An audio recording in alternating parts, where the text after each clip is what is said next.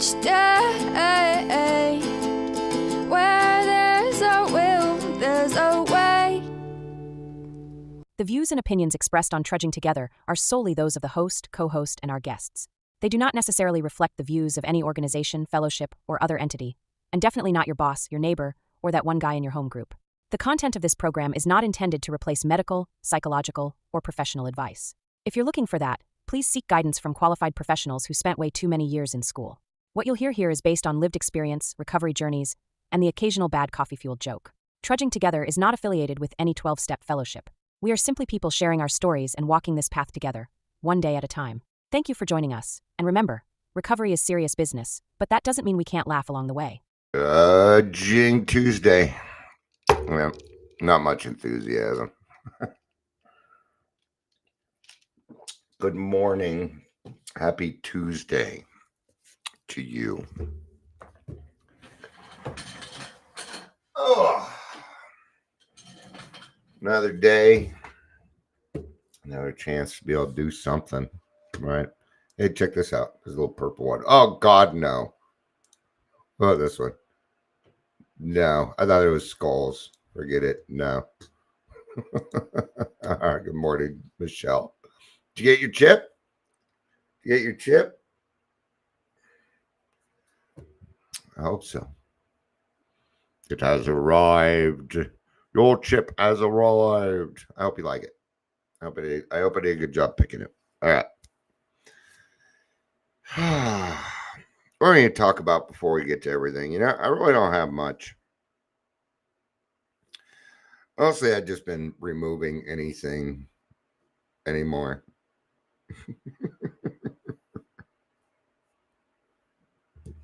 Unless I'm removing anything that, you know, like there's a certain person running for governor. I keep commenting on his stuff. And I actually went to my post last night, my Facebook post, and I deleted about 20 of them. I'm just done. I am doing what I need to do, period. And I got to do it for me, right? So I am removing myself from certain situations. I'm going to do what I need to do, but, you know, it is what it is. Is what it is. Let's just go ahead and get to it. You haven't checked the mail. It's about 3 yards from your door. That's so 3 yards, so 9 feet. Well, there's 3 feet in 1 yard, right? So it's 9 feet away. Oh no. Better grab the cane. Oh, let's just go ahead and get to Dion's Daily Funnies. I really don't have much, you know, not much to say. So let's get to Dion's Daily Funnies. What's a dog's favorite superhero? A Labrador. A Labrador. My listeners ought to like that one. My listeners like animals. Animal people kind of. I'm not necessarily an animal person. I do appreciate, you know, I'm more of a cat person than I am a dog person, but yeah. Then you're wrong. It's like triple that. Oh, it's like 30 feet. Okay.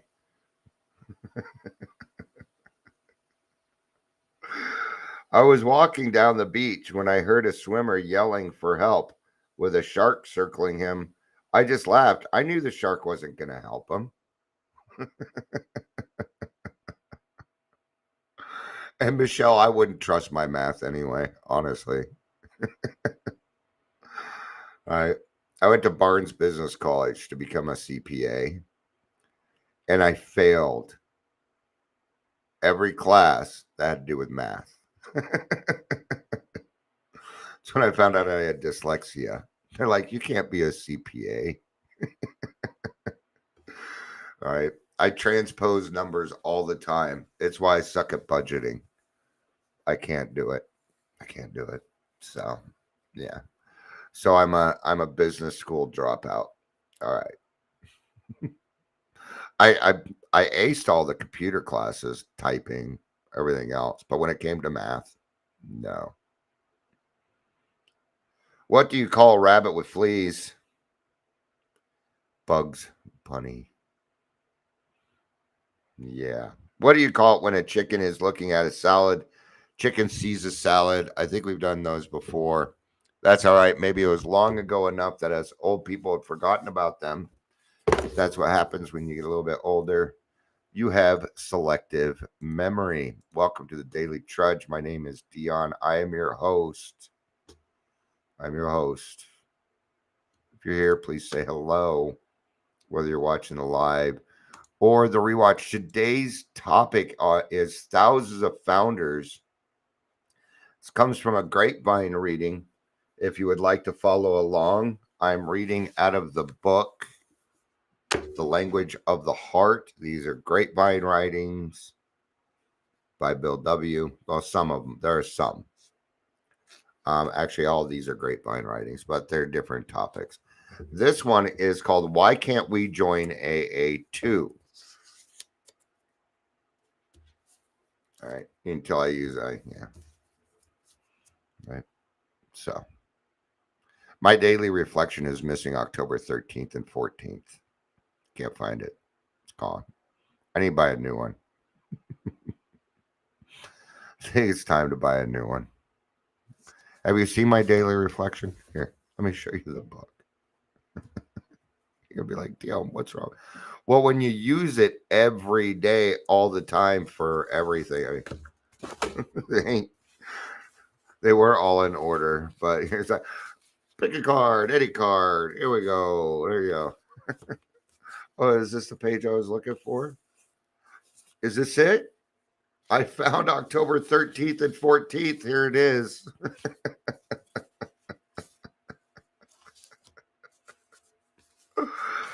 Oh.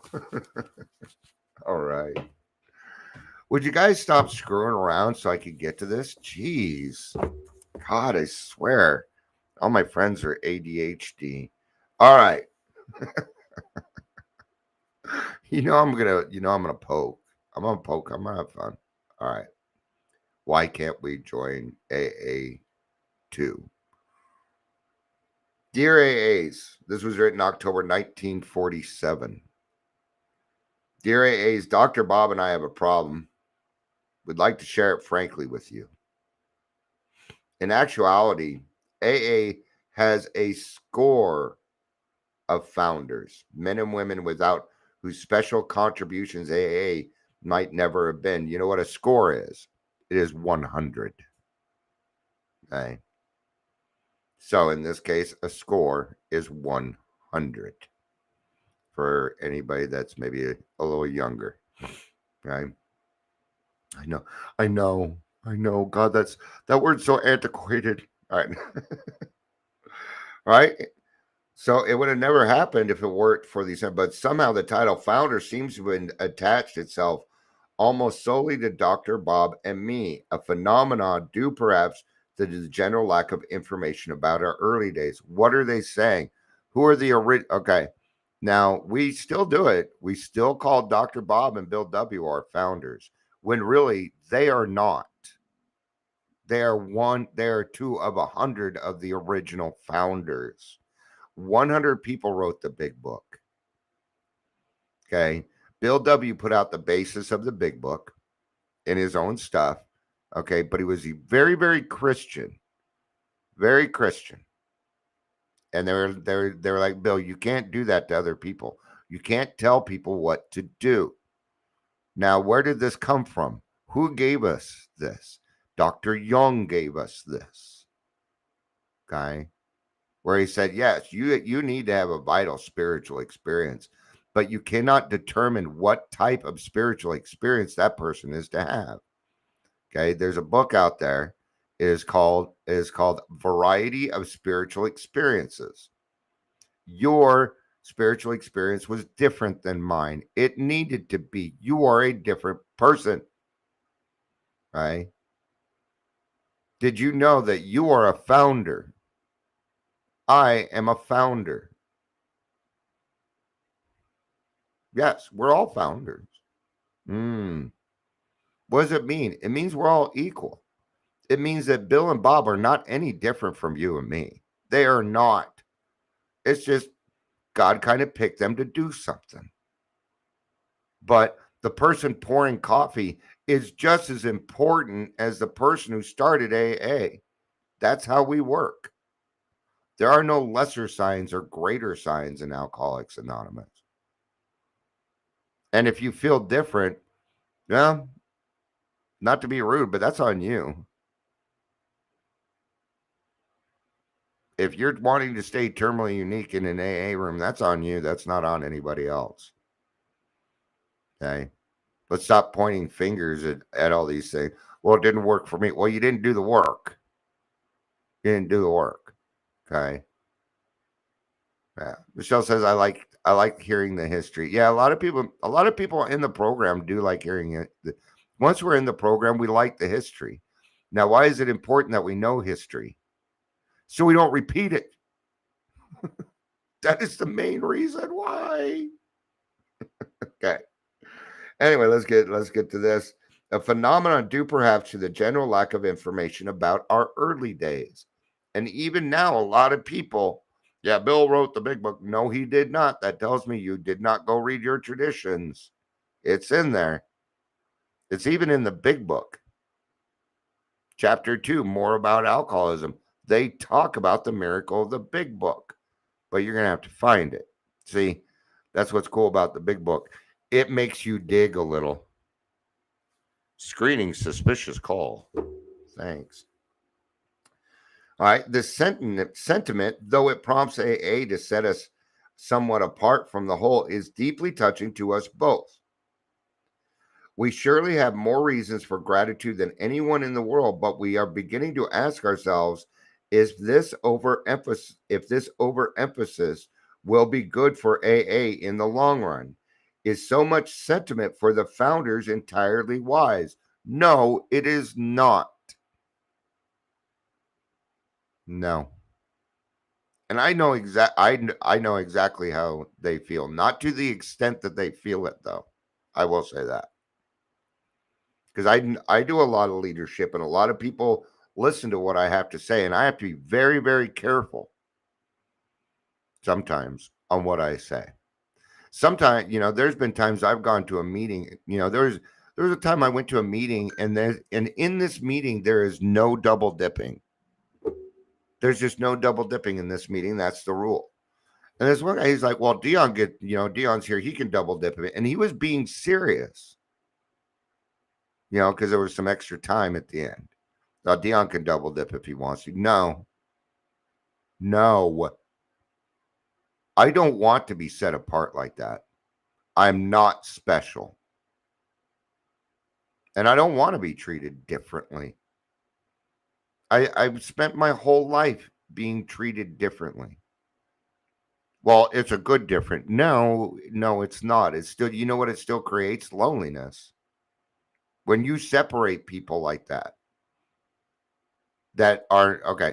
Now let's talk on that just a little bit. This person needs to have a little bit of humility in their life. Once somebody has understood that I am part of a great whole. I have a job to do, and that is my lane. There are plenty of alcoholics that are out there that would just love your attention, but they're not gonna reciprocate. I tell you that. Unless they need something from you. Okay. But a person that believes that humility and character building is the way to go, and we go out of our way to do that, then we're talking about something different. I don't want to be set aside as a special entity. I've already been special all my life. I don't want any more of it. I just want to be a part of the whole. I find security and comfort there. That's where my friends are at. That's where my friends are. So perhaps we A's can become a new kind of human society. To the degree hitherto unknown, yay, it's not very often I get to say hither unto. Not very often. AA may be able to function upon the power of its own fundamental principles rather than upon the prestige or inspiration of a highly personalized leadership. Yeah, we do not do leadership. Am I a leader? Yes. Not in AA, though. In AA, I'm like everyone else. I want to be like everyone else. I go to a different meeting on Sundays where they don't know me. And I do it on purpose to remind Dion he's just a part of. And that is nice. It's all I've ever wanted to be was a part of. All right. Good morning, Heather. Good to see you. And she says, different is different, set apart, dangerous ground for some of us. Yeah. All right. So, thus, the whole can become the transcending importance over any part. Continued unity and success can then mostly depend upon God as we understand Him, working vitally in thousands of hearts rather than a few. Yay! We get to be a part of. I got a fly in here. I'll get too many flies. I got 4 cats. I don't have many flies. But isn't this great? The thing is, I don't want to have something that you can't have. I don't want that. I want to share. I want to share what it is that I find. At least that's how I feel. All right. I have this need. All right. Woke up this morning and I'm proud of this kid. Right? I saw him last week. I'm like, hey, he's looking for a sponsor. I'm like, I'll sponsor you. I thought it was right. And we talked, good guy, but he sent me a message this morning. Hey, I'm going a different direction as a sponsor. Thank you for everything. Awesome, man. I'm glad to hear that this person is taking control of their recovery, that they think somebody else might be a better sponsor. I think that's awesome. I'm not going to take any offense to that. There's no reason to. There's no reason. What it tells me is that he wants to work a program and he wants to find that right person. And good on him. Good on him. That's how we work it here. Okay. Now, if I would have been offended by that, probably best I don't sponsor yet. Angel says, I feel the same way as you do about special. Thinking I was special got me hospitalized 3 fucking times. Yeah. 3 words I don't like to hear. 72-hour hold. When I'm in the hospital bed, I don't like to hear those words. My most unfavorite words. All right. Perhaps we can come at so instead of just a few people and God working in their hearts, AA is 2 million strong. That is 2 million hearts working towards the same goal. That's why it's a movement. That is a movement. And if we all got together at one point, if you put all 2 million of us in one area, we would move mountains. It would be a force unreckoned, which is exactly why it can't happen. We are not to be that. We do not promote, we attract. And it's really hard to do. Especially when you're an alcoholic who's a salesperson. And don't tell me you're not a salesperson. You're an alcoholic. You're a salesperson. All alcoholics are salespeople. Okay. Yeah. They bought it for a while, didn't they? All right. Deep down, I think we AAs have begun to sense this magnificent possibility. The widening conviction that active leadership ought to be transitory and rotating, that each AA group, with respect to its own affairs, needs to be accountable only to its own conscience, that our committee and boards are really servants, not officials. Right? So when I started the grassroots meeting, it was a servant's job. There was nothing about there was nothing leadership about it. It was a servant's job. Now in the beginning, I did everything. I still do a lot. Okay. But I don't really mind. I don't mind. I started the meeting. I knew I was going to take that on. Okay. But most of the stuff has been taken away. Now it's almost at a point where if I didn't show up anymore, it can move forward. And that's what it needs to be. It can't be nobody should have so much power that if they left a meeting, it falls apart. No one, it should never be like that, ever. And if it is, well, right, might be a bad thing. So we rotate, right? I'm the treasurer, 2 years. 2 years. Right? All right.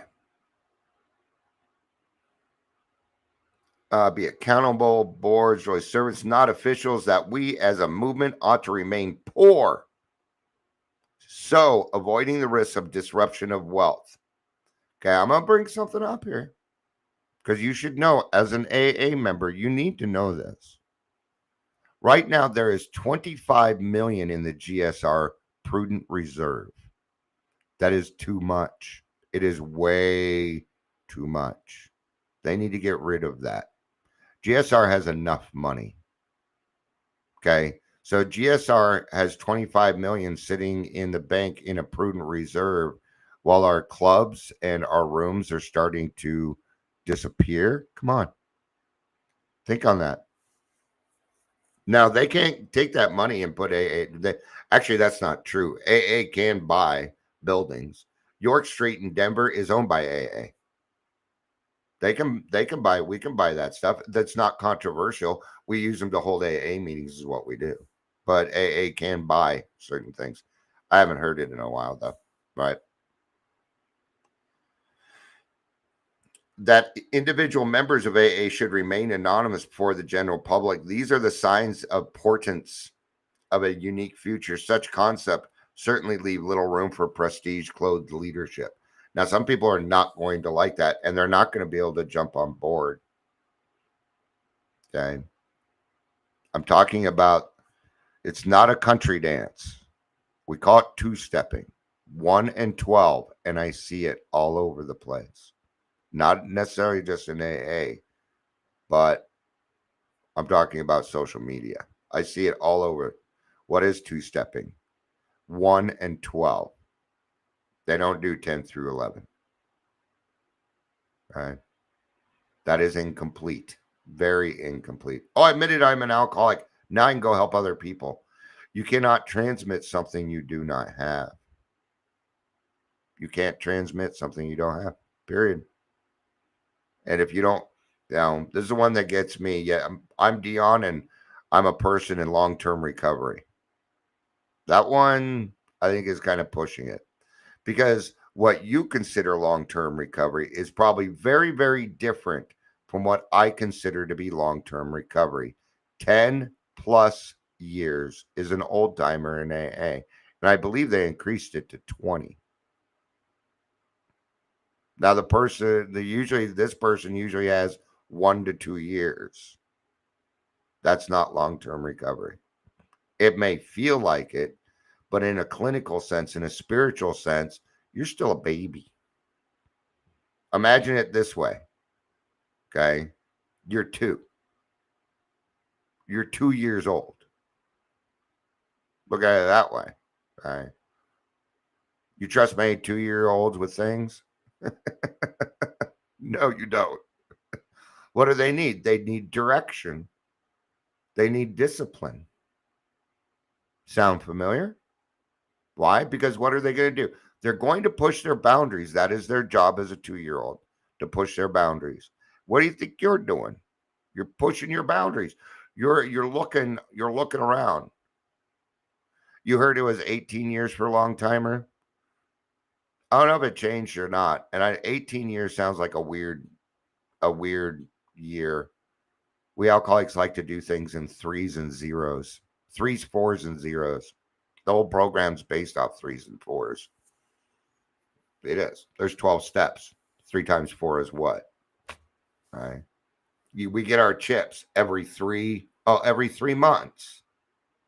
Like one a month for 3 months. All right. 30, 60, 90. Then you got to wait 3 months to get your 6 months, which is divisible by what? 3. 9 months. There's that 3 again, 12, and then you get your year. Okay. Some hand out the 18 month. Well, there you are, 6 divided by 3. But for the most part, then it's 12 again. You have to wait another year before you get your chip. 12. 12 is a magic number. 3s and 4s, my friends. All right. But some will say, how shall we make such a vision actually work when most societies have to rely so greatly on management, money, and heavily publicized leadership exercising powerful personal suasion? Yet, incredibly, we are beginning to see our vision come alive, even though we persist in looking with misgiving on any large accumulation of money or personal prestige in the name of Alcoholics Anonymous.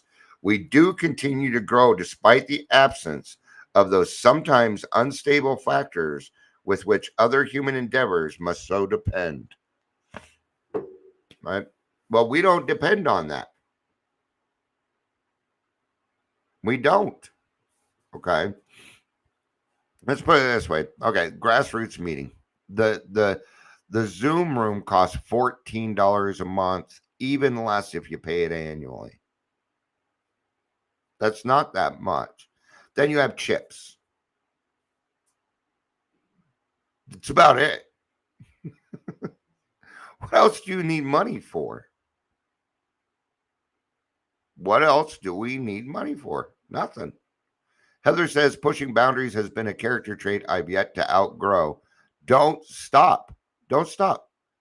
Don't stop pushing your boundaries. No, there's nothing wrong with pushing your boundaries as long as you're willing to do the right thing and utilize the right tools. We grow by pushing our boundaries. Absolutely. Now, they got to be your personal boundaries. Don't be poking other people's bears. That's the key. So, pushing your boundaries is character building to me, but it's got to be your personal boundaries. Okay. I've been kind of lackadaisical here, so I'm going to push myself a little bit further on that kind of thing. Right. Michelle says, speaking of that, they say you're emotionally stunted at the age you started drinking. They didn't say that. I said that. I'm getting... You got to take that one tongue in cheek. It was a joke, right? Because we're talking about being singled out. All right. It's a horrible joke if I have to explain it. So I apologize. Does that mean after working all the steps, you are now emotionally grown up? Step 10. Step 10 is where it's at. That's what you're talking about. Emotional sobriety usually happens around that 10th step. So yes, you do grow up. I grew up. All right. I'm not saying I'm emotionally great, but I'm certainly not 13 anymore, which is when I started drinking. Right. And that's what Angel is saying here. Shall it means the age you started drinking plus your year of sobriety. I'm 30 now, even though I'm biologically 56. All right. I started drinking at the age of 13. I've been sober for a total of 22 years. So I'm somewhere in my mid 30s. Who knows? Right. Who knows, really, though? In some areas, I'm still a child. Yeah. Like when it comes to playing, if I go walking through Walmart and there's red buttons to press, I press them. Yes. All right. All right. So how shall we make it work? All right. Yes, incredibly, we are beginning to see our vision come alive, even though we persist in looking with the misgiving on any large accumulation. We already did that. So why is this possible? Is it because we are superior people? Well, hardly. Far from being better than average, we surely much more fallible. Strangely enough, our group strength seems to stem from our individual and ever potential weakness. We are alcoholics. Even though now recovered, we are never too far removed from the possibility of fresh personal disaster. Each knows he must observe a high degree of honesty, humility, and tolerance, or else drink again. For us of AA is to drink, is to die, to love God and fellow man is to live. Now, hero stories, right? Because I watch a lot of hero things. And there's always one thing. You're battling the bad guy, right? And they're a lot more powerful than the good guy. All right. If you always notice it takes like 5 good guys to beat a bad guy. It's because the good guys are trying not to kill them. So it's harder to fight, by the way. That's why. If they wanted to kill him, probably one-on-one. Anyway, it doesn't matter. But it always comes down to, oh, I will kill all of you and I will take over the world. Ho, ho, ho. And they're like, you can't, because my real strength is my friends. And it's true. And it's true. I can't have a leader without people listening. I can't be a leader without people following. Without people listening, without people following, I'm nothing as far as a leader goes. See? It takes all of us. If I go to an AA meeting, nobody shows up, I don't get an AA meeting. I need to have my friends. My friends are my source of power. It's brotherhood. And what is that? It's love. It's love. All right? Okay. Under such potent conditions, the impossible has become possible.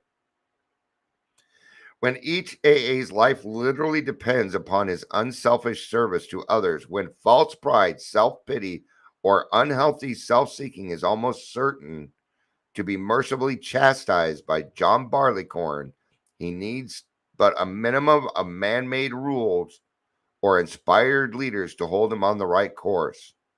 Not for long is he apt to continue anything harmful to AA unity. He knows so well that we AAs have to hang together or else hang separately.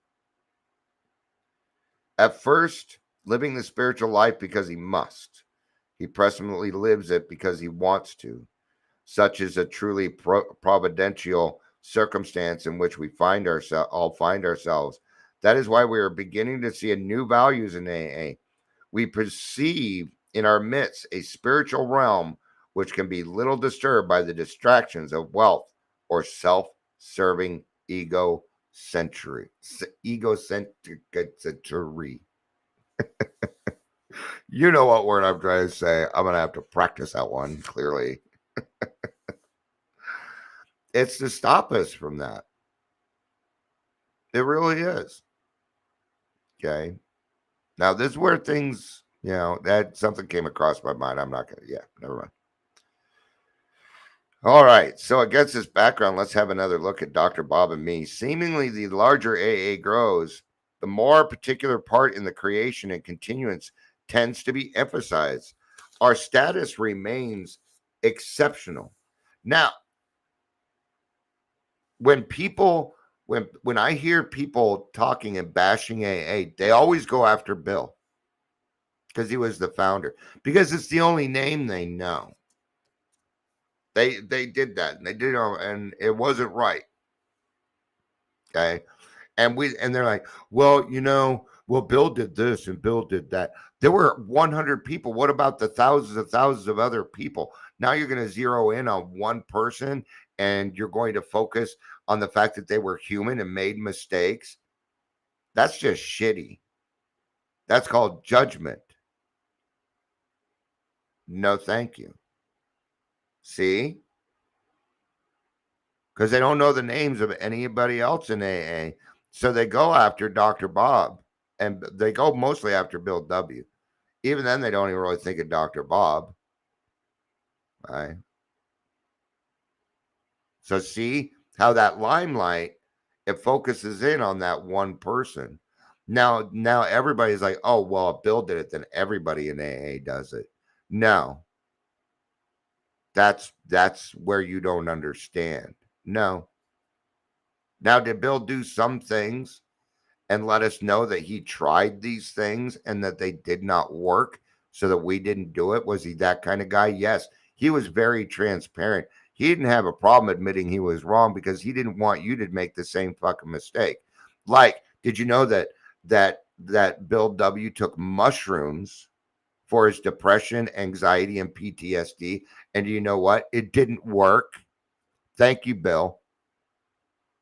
Thank you, Bill, for doing that for us. All right.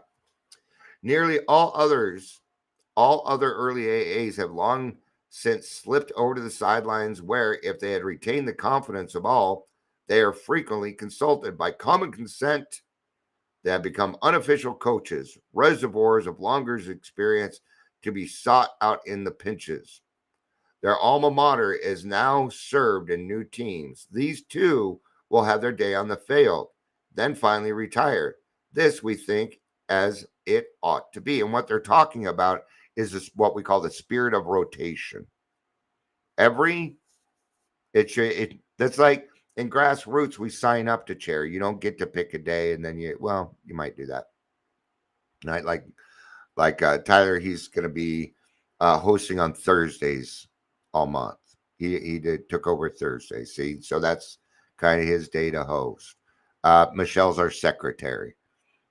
She'll have that position for about a year. I think we voted on times and stuff according to the GSR book, right? So this is about the spirit of rotation, that everybody gets a chance at being able to do service work. Okay? This was about, I don't know, 4 or 5 years ago. Somebody came to me and they said, it was right after Corona. Hey, we're going down today to Time Club and we're going to celebrate this guy who has been the treasurer for 20 years. And I'm like, what? Treasurer for 20 years. So for the last 18 years, he's done the group a disservice by not allowing anybody else to take over that service position. Gosh, that sounds very selfish. You should have held this party 18 years ago. No, I'm not going to celebrate that. I will celebrate the spirit of rotation. Right? 20 years and nobody said anything? Oh, I'll just let them do it. It tells me a lot about a whole group of people. It does. Yeah, hi, Angel. Angel's over here laughing. 20 years. What the fuck is your the silly things we think we need to celebrate? All right. And why are we having a party that he's done after 20 years? Nobody threw me a party for starting the grassroots meeting or doing any of that. No one threw me a party. If they did, I'd be like, what the fuck are you doing? Why are you throwing me a party? We should be throwing ourselves a party. That I'll go for. Yeah. It's a we program, not a me or an I.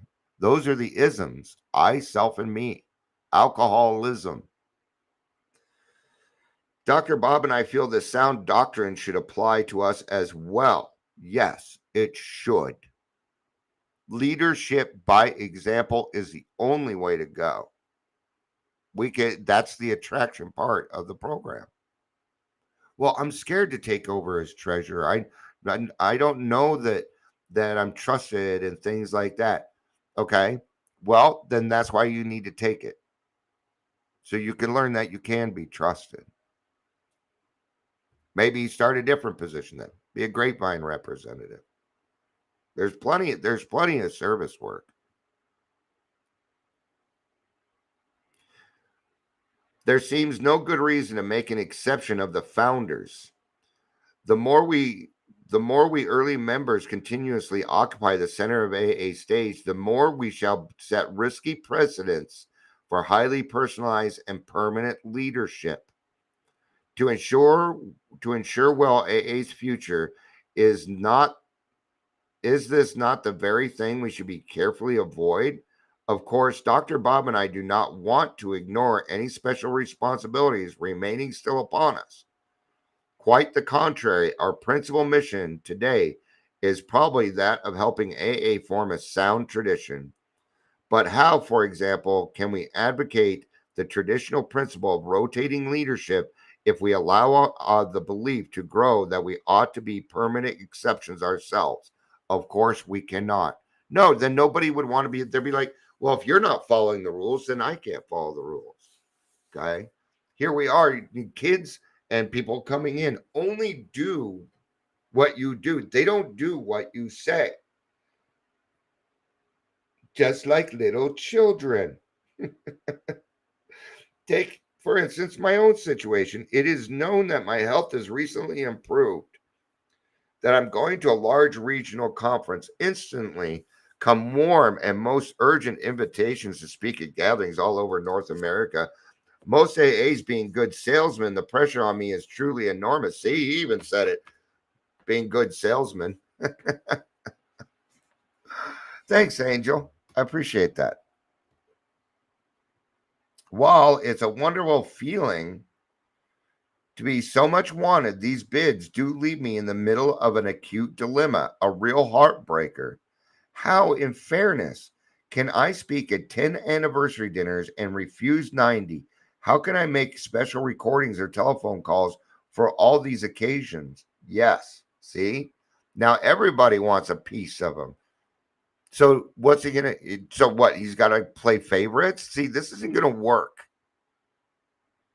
And what he probably did is turn down all of them and said, "I will be there, but you need to find another speaker." It's a reason why the podcast is the way that it is. Raw recovery is mostly for people that have a hard time standing in front of a crowd to tell their story, or who haven't had a chance, because the popular people take up all the times. All the times. It's always the same people yak in their mouth, and we hear the same things. Now, let's get some other stuff in there. Because these people that are quiet and meek, oh, they got fucking answers, man. They got some answers. They've been listening. Right? Or again, how can I respond to all the mail I receive? How can it advise hundreds of individuals and groups about their special problems? It's a physical impossibility. Even though I could somehow accomplish all these things and so remain in the center of AA affairs indefinitely, would that be best for AA in the long run? Surely you will agree it would not. And I agree, it would not.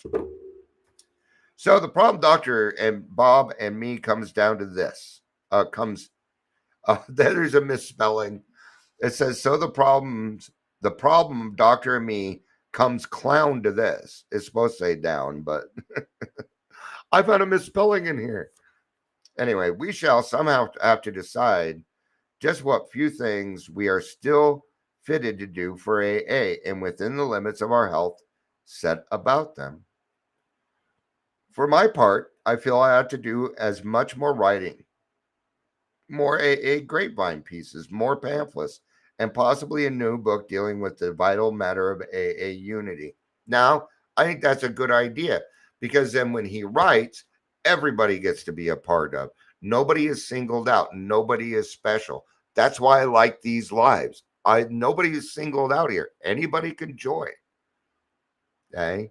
Every now and again, I got somebody comes in, they'll try and bomb. I make them a listener. They usually stick around for the rest. Unless they're peddling mushrooms, but I've had other people. It's happened 3 times in the last couple of years. And I turned them into listeners. I turned them into subscribers. Because this is the way I see it. I don't promote the Daily Trudge. So if you found me, God wants you to listen. God put you in my life for a reason. Even if it's just screwing around, I'm going to do something. All right. For my part, I feel I do much more writing. This material ought to be widely informative of our developing traditions and of the little understood AA General Service Center. Occasionally, I would like to appear at the larger regional gatherings for the purpose of discussing these matters with as many AAs as possible. So what he did is he started working on the traditions. Thank you, Bill. Over the next 2 or 3 years, it will be desirable to broaden the base of our General Service Center here in New York so that it can include a yearly meeting of out-of-town AAs with the trustees of Alcoholic Foundation, the AA General Office staff, and the AA Grapevine editors. This to be called the General Service Conference of Alcoholics Anonymous. To help construct such a conference will be a real task, which may eventually require us to visit a number of our large AA centers over the country. For the good of AA as a whole, and there's just 2 more short paragraphs left because we're getting on to 45 minutes here. So, for the good of AA as a whole, these seem the things most needful to be done. If these projects are ever to be finished, I'm sure we can do little else. To succeed, we shall need real freedom of decision and few diversions. Hence, we beg your wholehearted cooperation. Though these assignments are still before us, Dr. Bob and I are now going to confess a very deep yearning. As private citizens of AA, we shall often wish to come and go among you like other people without special attention. And while we would like always to keep